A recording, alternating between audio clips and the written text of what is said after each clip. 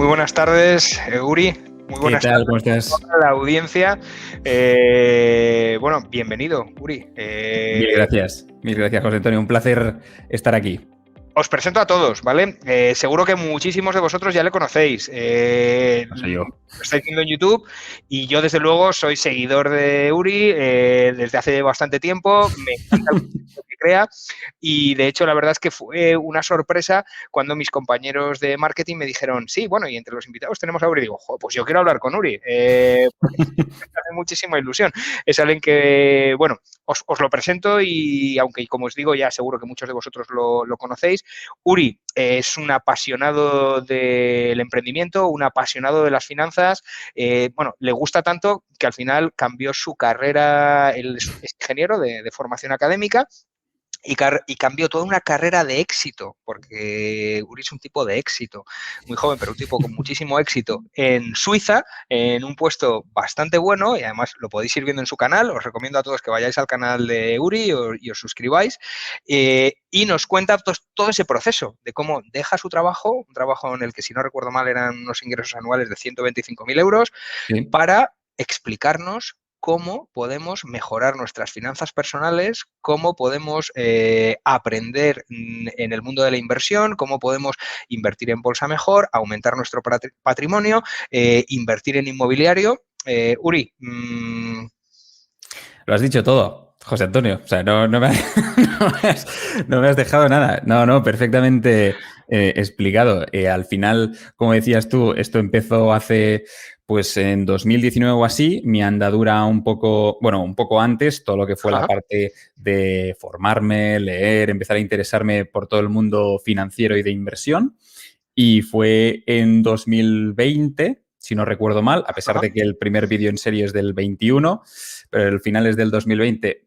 Como siempre he sido muy consumidor de YouTube y me ha gustado divulgar y tal y hacer un poco el payaso también, pues decidí abrir el canal, pero no di el primer paso hasta 2021 al principio. Y empecé con el canal y, como bien has dicho, pues llegó un momento en el que hubo que tomar una decisión, y al final pensé que pues la vida son estos momentos, y que realmente, si había un momento en el que tenía que dar ese salto, pues era ahora. Y la verdad es que no me arrepiento nada. O sea, estoy súper feliz y de poder divulgar sobre finanzas e inversión, que es algo que me apasiona muchísimo. Y además, cuando ves a la gente y recibes ese feedback instantáneo de, hostia, lo que dices me ha ayudado, pues entonces Exacto. ya es maravilloso y absoluto, y nada. En esas estamos. Mil Pues gracias por nada, invitarnos y aquí muchísimas estamos. gracias a ti, Uri, por participar, por estar con nosotros. Sé que tienes muchos proyectos en mente y estás trabajando en muchas cosas, así que te lo agradecemos un montón. Y vamos a tratar de que toda la audiencia,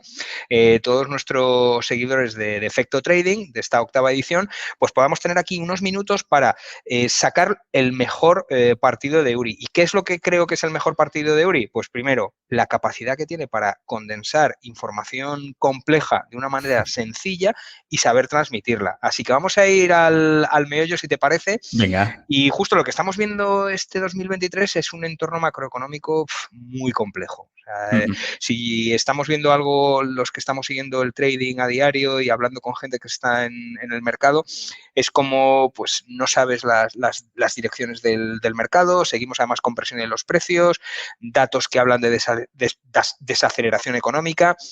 ¿Cómo ves tú la situación actual? Vale, es una buena pregunta. A mí me gusta mucho apalancarme en números, por no decir, no, yo lo veo bien o mal, sino explicar el por qué, ¿no? Y al final, bueno, acabamos de recibir números de, por ejemplo, de inflación en Estados Unidos, y me voy a referir a la economía estadounidense para ver un poco qué dirección coge todo, ¿no? Porque al final es cómo funciona el mundo a día de hoy. Entonces salió un 6,4, viniendo de un 6,5, ha sido un poco superior a la que realmente tenía que ser, ¿vale? Con lo cual estamos desacelerando, pero no a los ritmos que deberíamos. Y la subyacente pasó algo parecido, ¿vale? 5,6 viniendo de un 5,7. Es decir, tenemos una inflación pegajosa, ¿vale? Que nos Me gusta el cuesta término. liberarnos, sí, un poco más de lo que inicialmente pensábamos. Entonces, esto, no obstante, vemos que estamos desacelerando, con lo cual es una cosa relativamente buena, estamos en el camino, pero no obstante, vemos a la vez que todavía seguimos un 300% por encima del objetivo de inflación que tiene la Reserva Federal, ¿no? Que es un 2%. Y eso lo que lleva es pues, al señor Jerome Powell o desde la Reserva a decir, oye, vamos a seguir subiendo los tipos como teníamos planeado. Ahora ya no son cotas del 5 peladas, que todavía no estamos allí, pero van a llegar al 5,25, 5,5, dicen algunos, ¿no? Van a haber subidas, a lo mejor se especula que puedan haber subidas adicionales de 25 puntos básicos y que el punto terminal donde vamos a llegar va a ser pues, por encima del 5%. Esto es lo que decía Bullard, ¿no?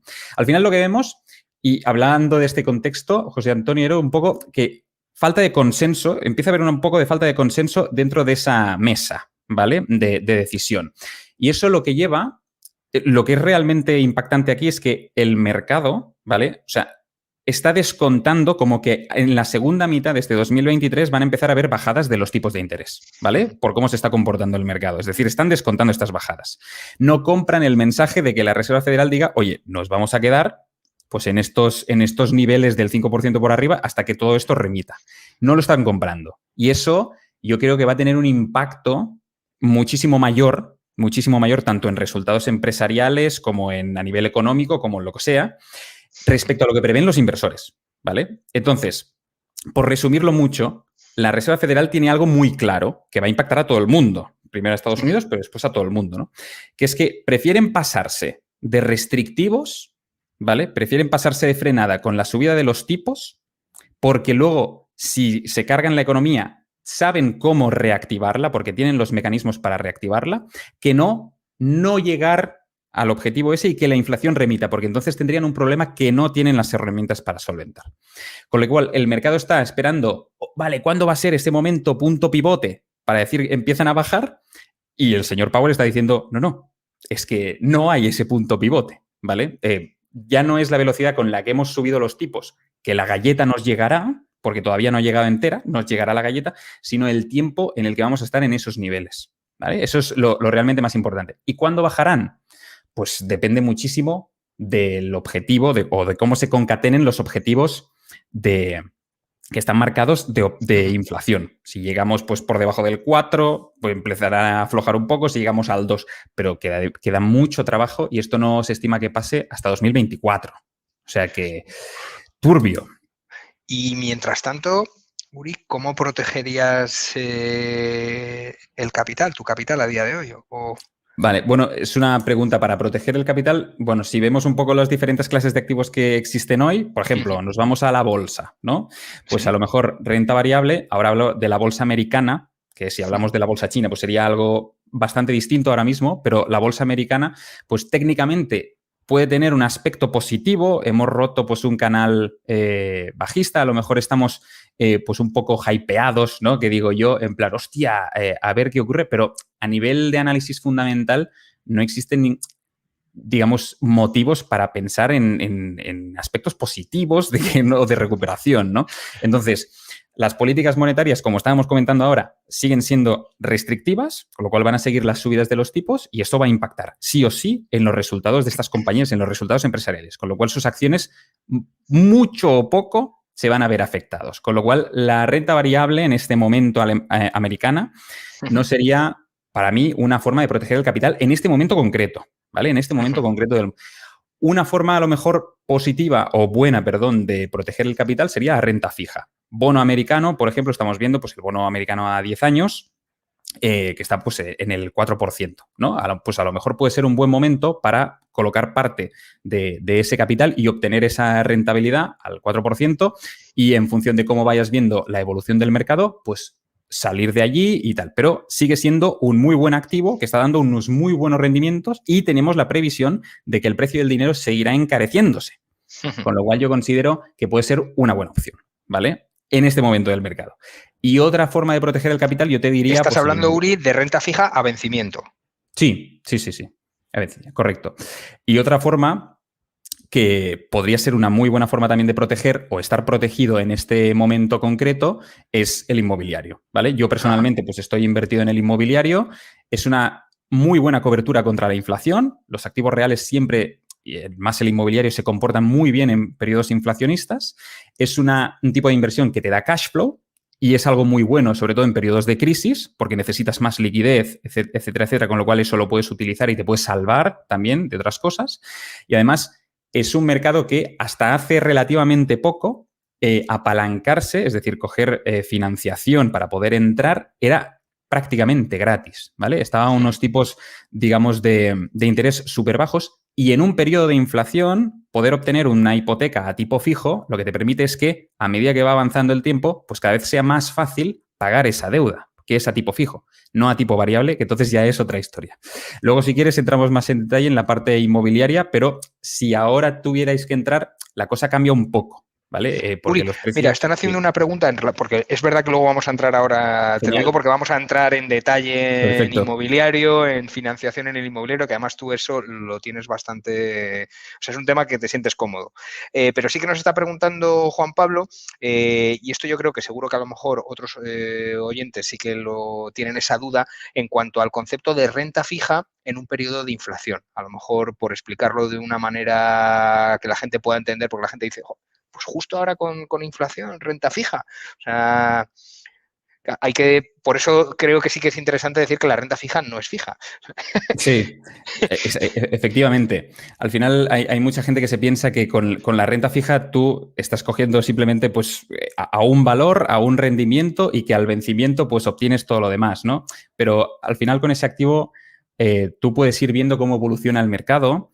Tú sabes que al final pues digamos, el bono pues tiene un precio, ¿de acuerdo? Y una rentabilidad. Y si la rentabilidad pues va en aumento, pues entonces el precio baja y viceversa, ¿no? Con lo cual, con eso es donde puedes jugar realmente y donde es interesante pues, poder operar y ver que en función de si está subiendo o está en un momento bueno, que ahora es el caso, ¿vale? Pues aprovechar esta subida y luego cuando empiecen a cambiar las condiciones del bono, pues poder salir de allí y haber tenido un muy buen rendimiento con un, digamos, con un riesgo prácticamente cero, porque estamos hablando del tesoro estadounidense, que podría ser pues, el más solvente del mundo, ¿no? Con lo cual, se trata de hacer esta estrategia, no de ir simplemente, oye, a ver el concepto más básico de la renta fija, sino de poder jugar con ella en función del momento del mercado en el que estamos y de salirse cuando toca. Perfecto, perfecto. Yo creo que ha quedado muy claro. Y hablando de valores defensivos, o sea, porque, claro, has hablado de, me ha parecido muy interesante el inmobiliario, capítulo especial que vamos a dedicar, pero claro, cuando uno habla de valores defensivos en el mercado financiero, en bolsa, tradicionalmente, pues ¿de qué hablamos? Pues de oro, de plata, francos suizos, tú que estás en Suiza, ¿no? Sí. Si no me equivoco. ¿Qué opinión tienes tú de esto, Uri? O sea, Vale. de estos activos Sí, tradicionalmente defensivos. es una muy buena pregunta. Al final, se llaman activos tradicionalmente defensivos, en el caso, por ejemplo, sobre todo del oro y la plata, hablando del oro, porque en periodos de crisis, periodos inflacionarios sobre todo, donde hay una pérdida del poder adquisitivo, históricamente han tenido un buen comportamiento, ¿vale? No solo por eso, sino que también los inversores encuentran en ese tipo de activos una descorrelación total con los activos financieros. Con lo cual esto también te da pues, una diversificación adicional y puede ser una buena opción en estos momentos, ¿no? Al final, si miramos un poco el comportamiento del oro en los últimos 5 años, pues veremos que ha, por decirlo de alguna forma, ha lateralizado, ¿vale? Con sus subidas y sus bajadas, pero digamos que hoy el precio de la onza pues está más o menos pues, en los mismos niveles que estaba hace 4 o 5 años. Lógicamente esto... Con toda la inflación que ha habido, o sea, y Sí. el precio se ha mantenido. Eso es, exactamente. Entonces, claro, eso ya te dice, como decías bien, José Antonio, te da pistas, ¿vale? Te da pistas de que puede ser una buena opción, pero también depende del momento y de la estrategia, ¿vale? Estos datos que estamos hablando, lógicamente, son contra, o sea, comparándolo contra el dólar americano, ¿vale? Si lo comparas contra otra divisa, por ser el euro o ya si nos vamos a cosas por el peso argentino, etcétera, etcétera, pues habrá tenido comportamientos mejores, ¿vale? Pero lo vamos a comparar contra la divisa más fuerte, que sería el dólar americano. Entonces, aprendemos esto, ¿no? Que hay que utilizarlo en ciertos momentos. Por ejemplo, el oro tuvo digamos, un comportamiento buenísimo, digamos, prácticamente antes, bueno, cuando ocurrió toda la parte de pandemia, cuando el mercado ya descontaba toda la parte de la inflación, pues el oro empezó a tener un muy buen comportamiento. ¿Qué ocurre? Que en el momento en que sale todo el tema de las vacunas etcétera, etcétera, y ya empiezan a entrar políticas monetarias restrictivas por parte de la Fed, pues el dólar empieza... Bueno, primero que el mercado ya se pone optimista, sale del valor refugio y entra otra vez de nuevo en la renta variable, pero ya cuando la Reserva Federal empieza a implementar políticas monetarias restrictivas y el dólar empieza a endurecerse y hacerse más fuerte, pues vemos que el oro entonces se vuelve más débil, ¿no? Entonces es cuando baja. Con eso, lo que decimos es que es una buena opción, pero hay que ser muy consciente de cuándo hacerlo y solo por estos periodos concretos. Normalmente la gente que lo tiene como un activo permanente dentro de su cartera no está mal, pero es algo que puede funcionar muy, muy a largo plazo, plazo. Y con una exposición relativamente pequeña, ¿vale? ¿Qué pasa? Yo en este momento concreto, en vista de la expansión abrumadora de la masa monetaria que ha habido y el impacto que puede tener sobre la economía, pues no lo vería una mala opción, ¿vale? No lo vería una mala opción, pero simplemente pensando siempre más en el largo plazo porque es muy difícil encajar los momentos correctos. Y preguntabas también, José Antonio, pues con el tema de la plata, ¿no? Pues la plata tiene una filosofía muy parecida a la del oro, con una volatilidad, yo diría que bastante mayor, y que si tú miras, pues el resultado también ha lateralizado mucho en los últimos 10 años, 15 años, etcétera, ¿no? Entonces es un poco la misma perspectiva, pero en el caso de la plata hay cosas interesantes y es que, por ejemplo, ahora, pues con todo el tema de la transición energética y tal, estamos viendo industrias como la solar fotovoltaica, pues que empieza a tener tirada, ¿vale? También de la plata. Y eso también pues, puede ayudar al activo a revalorizarse bastante. Pero bueno, es un poco la misma historia que con el oro, ¿vale? En relación con el oro, justo lo que estabas comentando, sé que vas ahora a hablar de los francos y de las distintas divisas, pero antes de esto, justo lo que comentabas del comportamiento del oro, que además has dado, creo que las dos claves, pequeñas cantidades y a muy largo plazo. Digo esto porque recuerdo un artículo que además me lo recomendó Eduardo Bolinches, saludos desde aquí, Eduardo, en el que comparaban el precio que sale en el Quijote de lo que suponía alquilar una burra para hacer un trayecto. Bueno, pues pusieron los comparables más o menos de manera similar en lo que sería hoy alquilar pues un caballo y lo pagaban en oro. Y el precio era exactamente el mismo. O sea, y hay varios artículos también que hacen ejemplos de este tipo con transacciones que se hicieron en oro hace 500 años, poniendo comparables similares, y es increíble, pero el valor se mantiene. O sea, entonces, pero claro, estamos hablando de pequeñas cantidades, no patrimonios enteros, y en un larguísimo periodo de tiempo. O sea. Efectivamente. Sí, a la pregunta de si vale como valor refugio, pues efectivamente depende de las necesidades que tengas. Que sean de preservar ese capital, pues puede funcionar en el largo plazo, exacto. En el corto plazo, pues puede tener esos vaivenes que comentábamos, efectivamente. Y algo parecido, yo creo que ocurre con el franco suizo, ¿vale? Que al final es que te iba a preguntar, dice, ¿y en divisas, Uri, qué hacemos? O sea, pues claro, ya el capital que tengo, ¿qué lo meto? Ahora podemos hacer esto. Hace 10 años, 15 años no se podía, ¿no? Pero ahora puedes decir, oye, pues ábreme una cuenta en francos suizos o en dólares. ¿Qué hacemos? Sí, bueno, yo personalmente, y esto ya es mi historia personal, pues... Que nadie tome esto como recomendaciones. Estamos hablando de las cosas que hace cada uno y al final hay que tener muy en cuenta las circunstancias de cada uno. Pues Uri vive en Suiza, o sea, digo esto para que cada uno contextualice con sus decisiones, ¿no? Sí, no, totalmente. Al final yo personalmente tengo francos suizos porque vivo en Suiza, pues ya de paso aprovecho y parte de mi, digamos, de mi liquidez está en francos suizos. De hecho, hice un movimiento hace unos meses donde yo tenía pues liquidez en euros y viendo la pérdida de poder adquisitivo que podía tener, hice pues digamos una compra de franco suizo con ese euro. La verdad es que me salió muy bien en ese momento, ¿vale? Pero seguimos un poco en la misma historia, en la misma dinámica, ¿vale? El tema del franco suizo, si tú estás buscando, porque aquí estamos hablando al final de valores refugio, ¿vale? Y un valor refugio, buscar una divisa como un valor refugio puede ser una idea temporal, ¿vale? Que se puede utilizar en un momento concreto, con una temporalidad concreta, pero tiene unos ciertos riesgos también, ¿vale? Por ejemplo,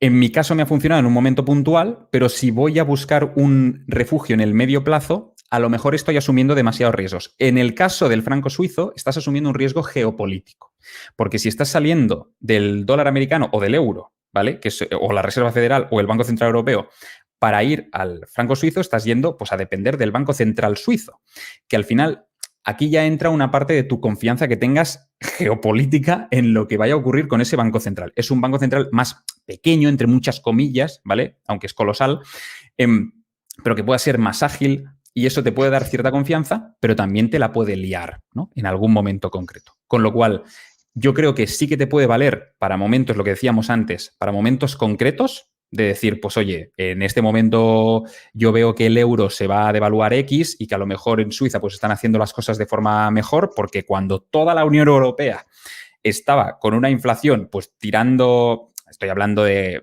medias, pero estaba en camino al 10% de inflación, en Suiza estaban en el 2-3%, ¿vale? Máximo. Con lo cual dices, hostia, pues a lo mejor sí que interesa estar ahí. Pero yo insistiría, estás asumiendo un riesgo geopolítico, ¿vale? Que tienes que ser consciente y se tiene que basar en tu confianza. Yo, en mi caso personal, para estos meses lo he hecho, ¿vale? ¿Lo haría a largo plazo? No lo sé. Yo creo que no, ¿vale? Me lo pensaría. Pues justo en relación a esto nos está preguntando Juan Pablo, saludos, de cómo protegernos frente precisamente a riesgos geopolíticos. O sea, y habla pues del contexto de guerra comercial, bueno, ya más que comercial, ¿no? Entre China y Estados Unidos, todas esas tensiones geopolíticas. ¿Cómo nos recomendarías ahí o qué visión tienes tú a la hora de tener una protección geopolítica en tu inversión? Sí, es una muy buena pregunta y muy difícil de responder, porque al final... Yo creo que él va por el dólar, porque está preguntando ahora, ¿alguna opinión del dólar de Hong Kong? Bueno, tienes que ir a aquellos activos que consideres que estén más respaldados o que menos riesgo puedan tener. En mi caso personal, yo tengo una muy buena, digamos, opinión sobre los activos reales, ¿vale? Normalmente los activos reales, aquellos que están descorrelacionados de los mercados financieros, etcétera, etcétera, pueden suponer un menor riesgo o le puedes dar una mayor confianza porque sabes que pues pase X o pase Y, a lo mejor eso seguirá allí y seguirá pues, el mercado activo, etcétera. Con activo real me refiero a el oro es un activo real, por ejemplo. La plata es un activo real. El inmueble es un activo real, ¿vale? ¿Los bienes de lujo los incluirías, Uri? ¿El qué? ¿Perdona? ¿Los bienes de lujo los incluirías, Uri? O sea, por ejemplo, los relojes. Qué buena pregunta. Pues la verdad es que se han protegido históricamente muy bien. Te digo porque es que hay algunos que nos gustan los relojes, pero no llegamos a tener el valor. O sea, es más un valor emocional y de hobby que de inversión, ¿no? Pero claro. Mira, un experto como tú decirnos que puede ser una inversión. No, yo, experto nada, pero con el tema de los relojes yo tengo como una especie de, no discrepancia, porque sí que veo que puede ser un activo bueno, pero en realidad el reloj, yo lo estuve estudiando un tiempo y si tú quieres tenerlo en condiciones, pues invertir, ¿no? Yo qué sé, en un Philippe Patek o en un Rolex o lo que sea, ¿no? Tienes que tener en cuenta que para gastarte, pues yo qué sé, 50.000 euros en ese activo requiere un mantenimiento y ese mantenimiento en esas casas concretas es caro. ¿Vale? No todo el mundo lo mantiene, que esta es otra historia. Pero si quieres hacerlo by the book, deberías mantenerlo. Y ese mantenimiento es lo que tienes que, suele ser bastante caro, tienes que ver que realmente seas inferior a la revalorización que pueda tener ese activo en el momento del mercado. Con lo cual, sí que puedo ver que tiene sentido la inversión, pero cuando haces los números tienes que hacerlos muy bien y conocer súper bien lo que estás comprando porque te puede salir el tiro por la culata, que es lo que le pasa a mucha gente que entra sin mucho conocimiento en plan, pues mira, yo me pillo un Rolex y seguro que se revaloriza. Bueno, cuidado. Puede ser que sí, pero no hay que hacerlo a lo loco. Pero el tema del lujo es algo que me llama muchísimo la atención y que se ha comportado siempre muy bien en tiempos de crisis. Así que yo lo miraría también con cariño. Fantástico, pues nada, Rosa nos pregunta, es algo que hemos tocado, pero bueno, pues si quieres a lo mejor dar una conclusión, como el oro, nos pregunta el oro a largo plazo, pues es lo que hemos dicho, ¿no? Que depende un poco de la circunstancia del temporal y del valor, ¿no? Vale, pues vamos a entrar en el mercado inmobiliario, Uri, que yo creo que muchos estamos aquí con esa inquietud y con esa duda. Llevamos un par de años con la duda. O sea, yo creo que esta es la gran duda fue la gran duda del 2022. Y está siendo también un momento en el 2023 que no sabemos. Va a haber una corrección en el mercado. Estamos hablando, lógicamente, del mercado que más conocemos. Luego ahora te preguntaré por otros mercados, pero en el mercado español, ¿vale? Que ahora si hay gente de Latinoamérica, pues nos puede hacer alguna pregunta. A lo mejor, pues oye, Sí. Uri conoce algún mercado, ¿no? Pero fundamentalmente en el mercado español, ¿crees que es buen momento ahora o todavía va a haber una caída? Es que te puedo esperar. Sí, es la pregunta del millón, ¿no? Pues al final es... Mira, yo al final, como muy bien decías, y es muy importante apuntarlo, José Antonio, es que el mercado inmobiliario es local e imperfecto, ¿vale? Y dentro, si hablamos de España, por ejemplo, pues existen miles y miles de micromercados diferentes. Muy buena, porque es que yo en mi cabeza, cuando te he hecho esta pregunta, ¿qué tenía en mi cabeza cuando te he dicho el mercado español? Pues tengo el anillo de la M30, ¿vale? Eso es lo que tengo en mi pregunta. Claro, exacto. No es lo mismo, es correcto, no es lo mismo Albacete o Huelva que Madrid, Barcelona o Zamora, ¿no? Que son cosas totalmente diferentes. Entonces, por generalizar un poco, que esto es siempre difícil, porque la gente dirá, no, yo en mi barrio he visto que no sé qué, ya lo sé. O sea, es cierto, y ya ni te cuento en otros países, ¿no? Pero si estamos hablando de España, al final venimos con precios crecientes desde 2011. ¿Vale? 2011-2012, cuando hubo todo el kaboom, luego empecemos a... Pues desde ese momento no hemos parado de crecer hasta ahora, ¿vale?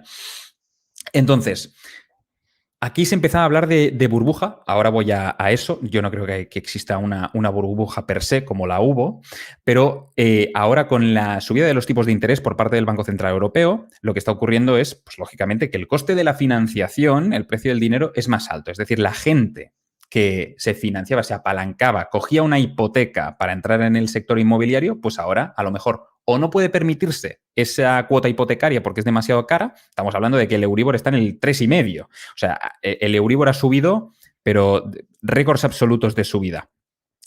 Entonces, hay gente que no puede permitirse una hipoteca concreta, con lo cual no va a comprar, es decir, no va a entrar en el mercado. Y hay inversores que hacen su Excel y que con la hipoteca pues tampoco les da la operación y tampoco compran. Eso significa que va a haber, por esa subida de los tipos y el enfriamiento de la economía, pues una bajada en la demanda, ¿vale? Y eso se está traduciendo en una menor, digamos, en un menor número de compraventas, ¿vale? Este 2022 lo hemos cerrado con números de récord. No sé si han habido más de 650.000 compraventas, lo cual ha sido algo loquísimo y estamos hablando de datos iguales a los de la burbuja, ¿vale? 2007, 2008, o sea, estamos hablando de eso. ¿Qué pasa? Que ese ajuste que ahora sí que estamos empezando a ver en las compraventas, ya no hay tanta intención de compra, ya hay tal, va a generar un ajuste de precio. Y la pregunta es, ¿ese ajuste de precio va a ser, porque si estamos hablando de que ha bajado la demanda, puede ser igual o cero, o sea, quedarnos como estamos o bajar un poco o bajar mucho, ¿no? ¿Qué es lo que va a ocurrir? Entonces, eso depende de la oferta, ¿vale? Y entonces, en función del tipo de mercado que estemos mirando, pues habrá una oferta u otra. Ejemplo, obra nueva, no hay oferta. No hay oferta. En segunda mano, hay más oferta. Ahí pueden haber, pues, algunas oportunidades. En otros mercados, como por ejemplo el alquiler, no hay oferta. ¿Qué significa? Que al haber una bajada de la demanda, ¿vale? Pero al no haber oferta, significa que puede existir una corrección del precio, pero una corrección ligera. E insisto, depende del tipo de activo al que estemos yendo. Con lo cual, comprar ahora es difícil, primero porque no hay oferta y después es que es caro, ¿vale? Con lo cual yo lo que veo es que no es, digamos, el mejor momento para comprar, que no significa que no encuentres buenas oportunidades, ¿eh? Porque siempre las hay, pero no es el mejor momento para comprar. Y también depende mucho de la modalidad en que tú estés, digamos, desde el punto de vista inversor, invirtiendo. No es lo Antes mismo. de esto, Uri, que es que me parece súper interesante. Dime. Me parece súper interesante. ¿Cuánto crees que va el mercado a tardar un poco en fagocitar la demanda? A ver si me explico. O sea, ahora es ese momento en el que, pues eso, esa gente, estamos haciendo los Excel, vemos que nos salen los números, se está enfriando la demanda. ¿Cuándo crees que va a ser el pico, o sea, o más o menos por esto que estamos hablando de meses, de años, en el que realmente va a decir, está realmente el mercado ya en el suelo, en el sentido de que efectivamente los compradores se han dado cuenta de que la demanda se ha enfriado totalmente y tienen que reducir los precios. Indudablemente ahora no. O sea, ahora estamos justo ya en el pico absoluto de compraventas y ahora estamos empezando a descender. Vale, o sea, ahora estamos arriba. Vale, sí, eso es. Ahora estamos arriba y estamos empezando a bajar, ¿no? Entonces, yo, por ejemplo, tengo mucho contacto con personal shoppers inmobiliarios, agencias inmobiliarias, gente que está cada día en el barro, digamos, y me están diciendo que las llamadas han bajado muchísimo, que no están recibiendo ni el 50% de las llamadas que recibían antes, ¿vale? Con lo cual, y esto irá a más. Irá a más porque todavía, como hablábamos antes, no hemos recibido la galleta de los tipos de interés. Con lo cual, cuando empiece a llegar todo eso, irá un poco a más. Entonces, el mercado inmobiliario es súper lento, lleva un decalaje brutal con todo lo que ocurre en el resto del mundo y yo diría, ¿vale? Pero esto es yo haciendo así al aire con la bola de cristal absoluta. Que por eso te hemos invitado, Uri, para precisamente eso. Pues, yo diría que en 2023 empezaremos a ver pues esas, digamos, pequeñas correcciones, pero que el suelo, si es que vemos el suelo, porque será muy difícil de ver el suelo, ¿vale? Ya te digo, por la falta de oferta, ¿vale? Será muy difícil ver el suelo. Ocurriría a finales del 23, inicios del 24, un poco coincidiendo con el cambio de política monetaria que tiene pues, la Reserva Federal y, en consecuencia, la que pueda tener el Banco Central Europeo, ¿vale? ¿Crees que nos podemos encontrar el gran paradigma de que los dos factores sean positivos en el sentido de que mejore la financiación y mejore la oferta? Ojalá, ojalá. Este punto es el que ocurrió en 2021. En 2021, bueno, en realidad, perdón, 2020-2021 fue ese momento idílico que fue justo, y yo no lo sabía que estaba comprando, pero fue justo cuando yo compré, que fue los precios bajos y la mejor condición de financiación, que yo compré, me financié al 1 y poco, y claro, es que es una maravilla. Lo miras ahora y ya están en el 3 y pico, en el 4. ¿Podría ser que vuelvan a coincidir al mismo precio que 2020-2021? No. Eso ya lo hemos perdido, pero no pasa nada. No pasa nada. Es decir, el activo inmobiliario no siempre sube, quiero decir, porque depende de cómo esté el mercado, pero en ciudades como Madrid y Barcelona, en mercados muy demandados, siempre va a tener un valor y siempre va, digamos, a revalorizarse. Lo que hay que ver un poco es las condiciones de financiación que yo tengo y cómo puedo acceder a esas oportunidades. Entonces, sí que puede ser que encontremos, pues, otra vez dos variables que sean atractivas y que puedan salir los números, pero hay que estar muy atento al mercado y ser el más rápido, porque las oportunidades es que vuelan. No sé si habéis visto los reportes, porque yo me los como casi todos, de Idealista, por ejemplo. No está patrocinado esto ni nada, ¿eh? Pero oye, es un buen sitio y al final hay mucha información. Sí, leo varios y ese, en su caso, hacen uno que me gusta bastante, sobre todo por la muestra de datos que tienen. Y al final lo que enseñan es que a nivel de demanda, cuando sale un inmueble, la cantidad de leads que hay interesados es descomunal. Es descomunal, lógicamente, dependiendo del tipo de activo que estés comprando, ¿vale? En medio del desierto de no sé dónde no te va a comprar nadie, eso está claro. Pero en zonas donde ya empiezan a estar demandadas, el nivel de demanda es absurdo. Y si hablamos de alquiler, más. El alquiler este año va a seguir subiendo. Con lo cual, si tú encuentras una oportunidad, se estima que suba más de un 10%, ¿eh? El alquiler este año. Sí, entonces, si tú, y eso de media, que puede haber sitios que se columpien mucho más. Si tú puedes encontrar una oportunidad que, a pesar de ser cara y de que la financiación, pues la hipoteca ya no esté al 1, sino que esté al 3,5, si te siguen dando los números porque sabes que habrá demanda de alquiler y por alquiler es un buen activo y tal, yo te diría que lo hagas igualmente. Otra cosa muy diferente es que lo compres para vender. Es decir, comprar, reformar, vender. Entonces, allí sí que te puedes pillar un poco los dedos porque para comprar, para hacer la reforma, sí que tienes que pagar unos materiales de construcción, etcétera, etcétera, de reforma, que están más caros que antes. Y además puede ser que el mercado corrija un poco, con lo cual tu margen se vea reducido y te pilles un poco los dedos. De todas formas, en el inmobiliario tampoco va a ocurrir lo de 2007-2008. ¿Vale? Esa era mi siguiente pregunta. Si crees que va a haber un colapso de ese tipo. Yo, sinceramente, y no hay ningún indicador económico que diga que esto puede ocurrir como en 2007-2008, que pueda ocurrir un desplome parecido. Existen muchos matices diferentes, es una crisis diferente que viene con unas raíces diferentes, pero fundamentalmente hay una diferencia y es la oferta. O sea, en 2007-2008 lo que teníamos era de repente una bajada de la demanda que hubo, pero había una crisis de oferta. Había muchísima oferta, muchísima. Con lo cual los precios se desplomaron automáticamente. Hoy estamos viendo una bajada de la demanda, pero no hay oferta, ¿vale? Con lo cual los precios pueden corregir un poco, pero nunca va a haber un desplome del 30% de los precios. Estamos hablando de medias, ¿eh? En Barcelona, en Madrid, etcétera, en las grandes capitales y tal, yo creo que incluso no se va a apreciar o van a haber, digamos, correcciones muy ligeras y en zonas más periféricas, en zonas 3, 4, a lo mejor de esas ciudades. Pero en zonas 1 y 2 es que sigue existiendo demasiada demanda para ese tipo de producto. Y algo que yo creo que ahora mismo no estamos viendo y sí vimos en el 2008 es que la crisis inmobiliaria yo creo que vino como la segunda derivada. Lo primero que teníamos era prácticamente una crisis sistémica en el sistema financiero. Total. El sistema financiero parecía que se venía abajo y que teníamos que reinventar algo, de tal manera que si ahora pensamos que las condiciones del crédito son complejas, entonces eran inviables. Recuerdo depósitos a tipo fijo del 6%, Sí. con los bancos tratando de captar capital de la manera que fuese. Sí, totalmente. No solo eso, sino que al final yo creo que de esa crisis hemos aprendido mucho y los bancos también.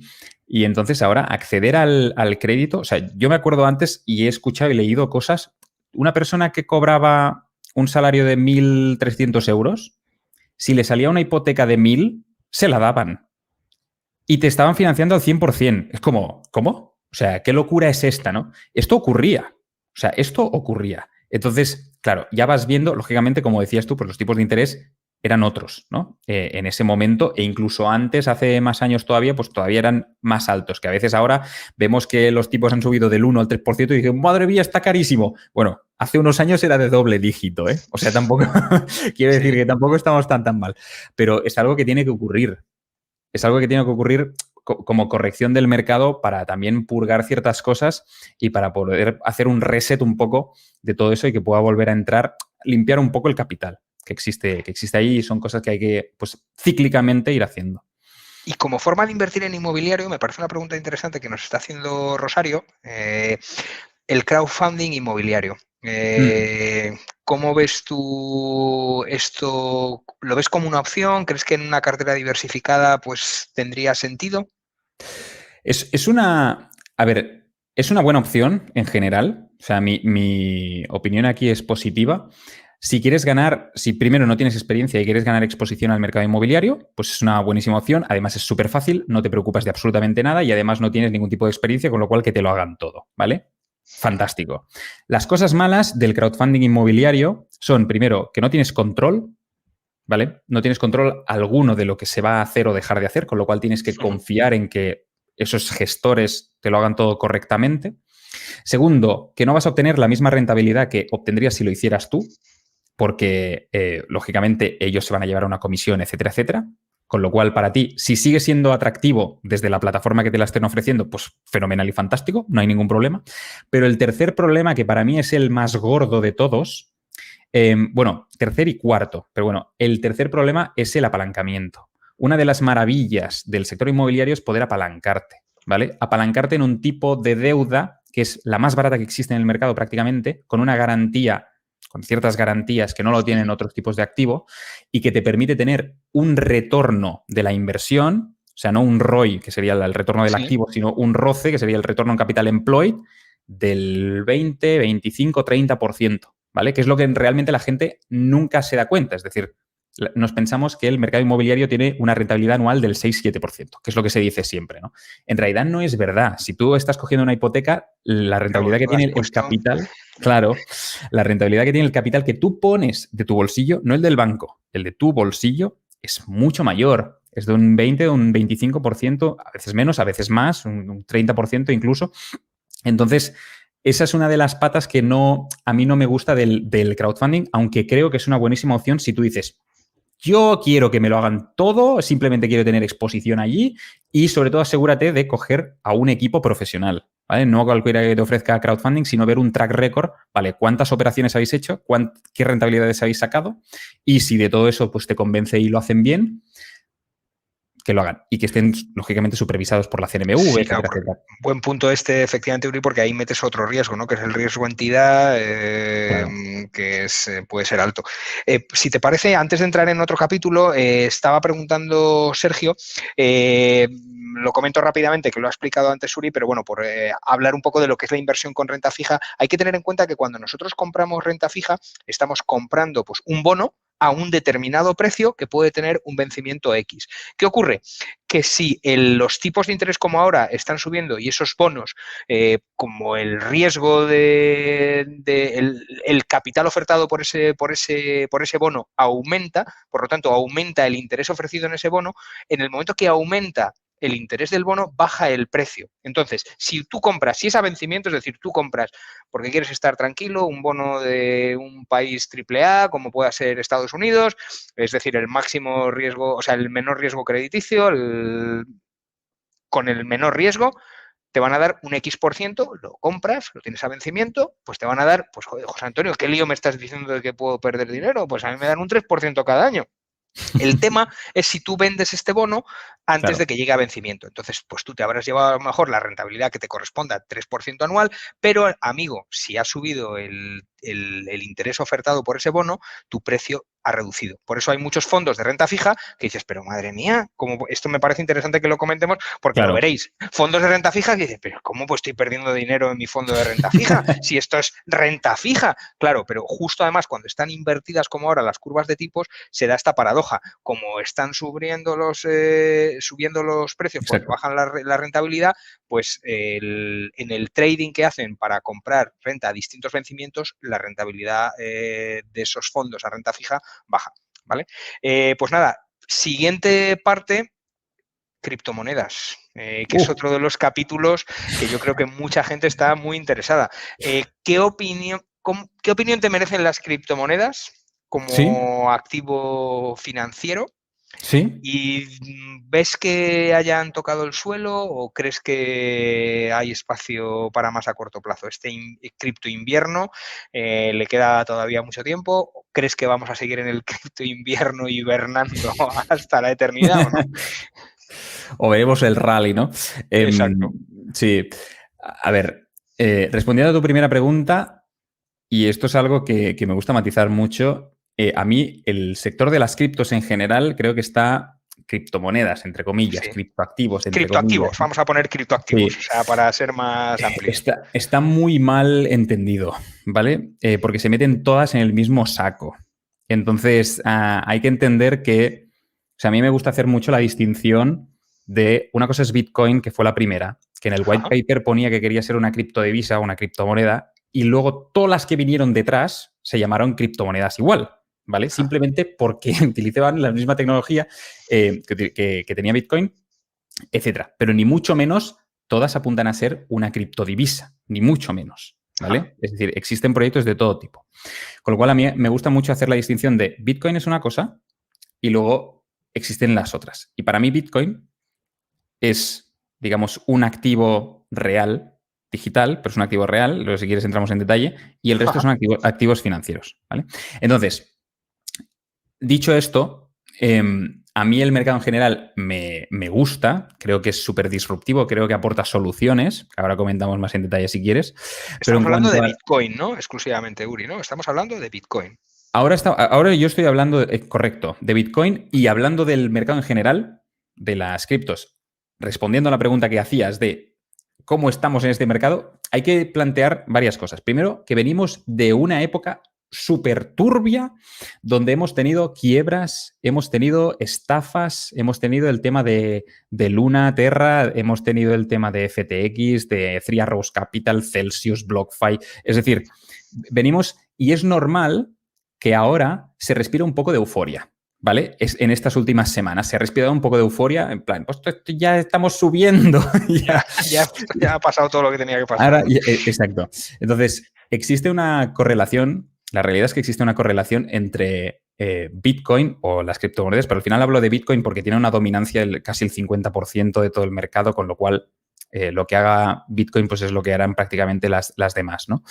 Pero tiene una correlación evidente con la bolsa, ¿vale? Sobre todo con índices tecnológicos como el Nasdaq. Y esto ya hemos dicho que no existe ningún indicador macroeconómico que nos haga pensar que nos vamos a ir hacia la luna ahora mismo, ¿vale? Sino todo lo contrario, todavía queda por sufrir, es decir, todo este 2023 yo creo que vamos a sufrir y que a lo mejor en 2024, concatenando con otros puntos que ahora comentaré, pues a lo mejor sí que en ese momento podría haber pues digamos, un rally alcista. A nivel técnico, ha pasado algo parecido con la bolsa americana, con el S&P 500.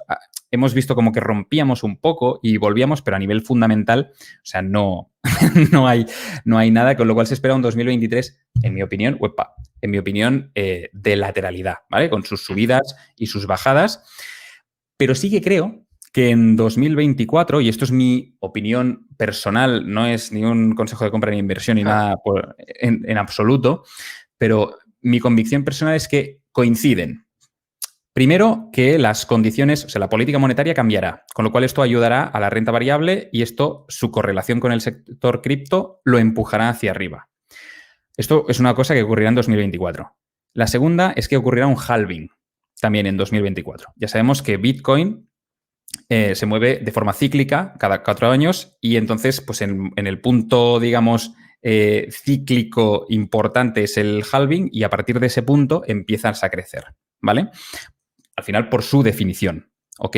Por lo que está escrito en el código. Otra de las cosas que va a llegar en 2024 que también puede empujar el precio es la regulación MiCA. Llega la regulación MiCA, regulación europea, que trata de regular, pues, sobre todo transacciones, exchanges, servicios relacionados con el mundo cripto. Llega la primera parte, ¿vale? Una parte que, bueno, es un poco así, no cubre NFTs y token of ownership, bueno, los cubre, pero fatal. Entonces vendrá una segunda parte, seguro, o vendrá por fascículos, ya lo veremos. Pero eso sí que podría realmente impactar en el precio de los criptoactivos, y hablo ahora de Bitcoin, sobre todo de Bitcoin, porque si el mercado se regula y existen inversores institucionales que quieren meter dinero, ¿vale? O sea, haciendo cálculos, y salía un estudio de ARK Invest, de Cathie Wood, que decía que solo con que los grandes fondos, estamos hablando de pues, JP Morgan, CaixaBank, el BBVA, ¿no? Solo que todos estos en un mercado regulado pues puedan invertir de todo su queso, de toda su tarta, un 2%, ¿vale? En Bitcoin, como algo regulado, como un activo que digas, oye, pues mira, por diversificación esto no impacta, estaríamos hablando de un incremento de la capitalización de mercado de casi 4 trillions o más de 4 trillions más de lo que tiene hoy, trillions americanos. Y esto, para que nos hagamos una idea, significaría que el precio por moneda estaría en $250.000, ¿vale? Si ocurrieran cosas así. Lo que quiero decir con eso, no estoy diciendo que esto vaya a ocurrir. Ya. Sí, pueden haber muchas variables, como que de repente los estados aprovechen MiCA para lanzar las criptodivisas de los estados. Esa es otra. Exactamente. Al final, lo que quiero decir yo es que la regulación es un catalizador para que entre dinero institucional, que es lo que realmente eleva el precio, no que tú y que yo, José Antonio, compremos más o menos, eso no mueve la aguja nunca, sino que el institucional esté dentro, ¿vale? Eso es lo que mueve la aguja. Y luego están el tema de las CDBCs. Las CDBCs, las Central Bank Digital Currencies, estas monedas que comentabas de los bancos centrales, que son una realidad y que llegarán. Y aquí ya me guardo mi opinión al respecto, ¿vale? Pero esto es para buscar un control absoluto del ciudadano y poder fiscalizar absolutamente todo. Y más allá, eso también a lo mejor lo que provoca es una mayor conciencia con el tema de la descentralización, ¿vale? Con lo cual otros activos como Bitcoin ganen más peso allí, porque no todo el mundo quiera tener pues su activo, digamos, o su capital, su liquidez metida allí, sino que dicen, oye, a lo mejor me interesa más tenerlo en otro sitio. Estos son algunos catalizadores que me hacen pensar que si existe la posibilidad de un rally, será más bien en 2024 que no en 2023. Con lo cual ahora yo creo que este cripto invierno seguirá, lateralizará, iremos resistencia, soporte, resistencia. Sí, vale. Y hasta que encontremos un poco el punto dulce y todo esto empiece a ayudar.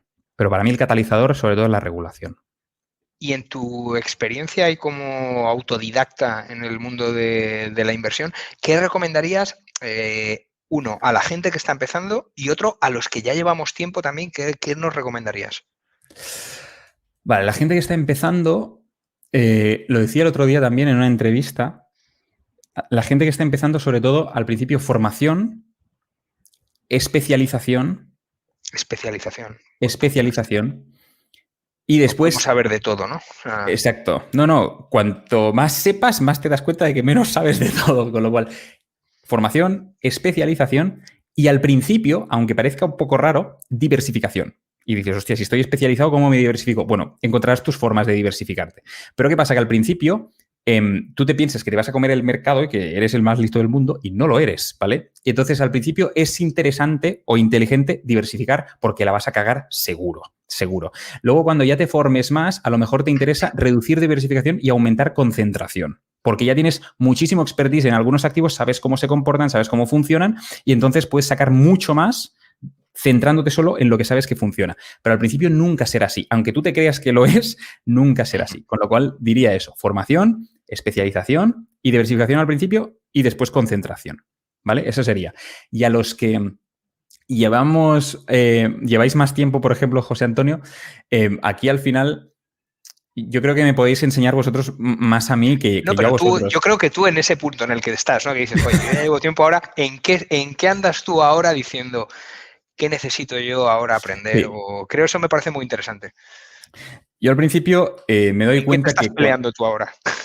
Sí, bueno, y yo ahora te cuento lo que estoy haciendo yo, pero en general a los inversores más, digamos, experimentados, les veo algo que, ostras, que a mí me fascina y es que cuanto más tiempo llevas en los mercados, más humilde te vuelves, porque más hostias te llevas. Con lo cual lo que les diría a la gente que lleva mucho tiempo es que nunca te lo creas. Es decir, la psicología de la inversión, cuando más tiempo llevas, más te crees que pues esto funciona así, esto funciona así y tal. Y la gente que ha vivido muchísimas crisis, pues opina muy diferente, ¿no? Y están como siempre con esa, digamos, actitud de aprendizaje. Con lo cual te diría que nunca te lo creas y que siempre seas humilde y que sepas que te vas a equivocar. Con lo cual, sé persistente con tu método y no, digamos, dejes que la emoción, pues, tome parte, ¿no? En tus operaciones.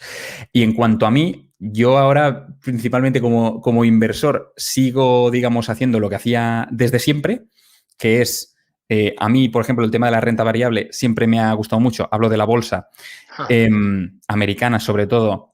Y lo que pasa es que yo tenía mis etapas de intraday trader, de swing trader y tal, y eso lo abandoné porque nunca no superé el mercado y dije, mira, no puede ser más listo que eso.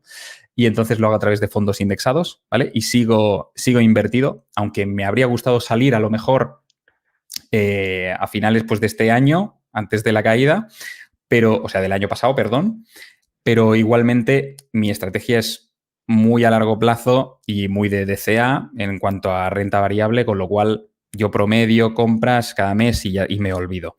En temas inmobiliarios estoy muy, muy metido y muy activo.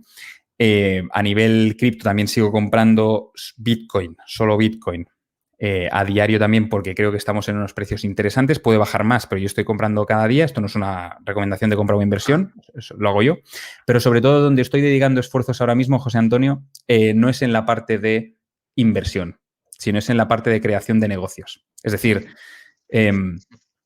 estamos poniendo un foco muy importante en crear negocios que nos sirvan en este mercado bajista, ¿vale? Y que luego con una recuperación nos puedan hacer de viento de cola y poder empujar este negocio hacia arriba. Entonces es muy importante, por ejemplo, en el sector inmobiliario, hostia, no puedo entrar, no sé qué, no puedo invertir. Bueno, a lo mejor la inversión inmobiliaria no es el único camino, a lo mejor un negocio inmobiliario te ayudaría también. Entonces estamos en esas, dedicando mucho Tú te tiempo ahí. estás especializando en la parte inmobiliaria, también sabes un Sí, montón de Bitcoin y demás, y nosotros estamos intentando especializarnos en el trading y la verdad es que es eso, es que lleva muchísimo, o sea, sí. coincido en lo que dices, o sea, yo la verdad es que me encuentro con menos autoridad cada día que pasa porque me pongo en duda un montón de las cosas que sabes y que tratas de intentar entender un Eso es poquito bueno. mejor, ¿no? Y volver a lo básico, ¿no? Y por eso me gusta mucho cómo comunicas tú, tratando de ir a lo esencial y no tratando de saber más de lo que sabemos, ¿no? Que hay muchas veces que ese yo creo que es el principal error de todos, ¿no? Pensar que sabemos más de lo que sabemos. Y por 100%. último, sí que me gustaría que nos recomendases, oye, si estás leyendo algún libro o cuál nos recomiendas. Vale, yo Vale, voy a... audiolibro. Yo, por ejemplo, soy de audiolibros. O sea, yo Audiolibros.